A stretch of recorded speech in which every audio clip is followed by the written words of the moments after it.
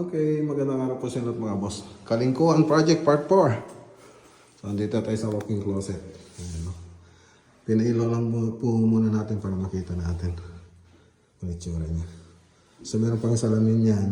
So, naka-aluminum profile po siya. Hindi po siya neon lights. So, ang kulang lang dito yung salamin, mga pintuan ng mga drawer. So, yun lang po yung mga kulang dyan.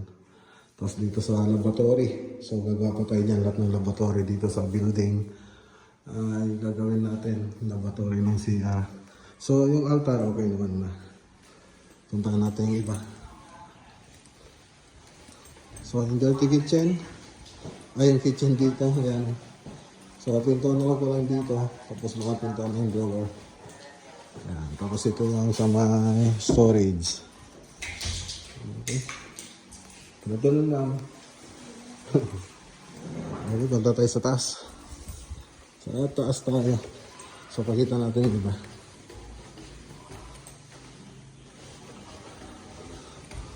Yan pala si Ma'am Gian. Sa master bedroom. So, ayan. So, hindi pa tapos. Dito sa room 1. Ayan siya. So, mga dilihan lang. Ayan. Okay. So, kabila. Kabila tayo. Room 2. Okay. So, yung mga laboratory na lang ang hindi pa natapos dito.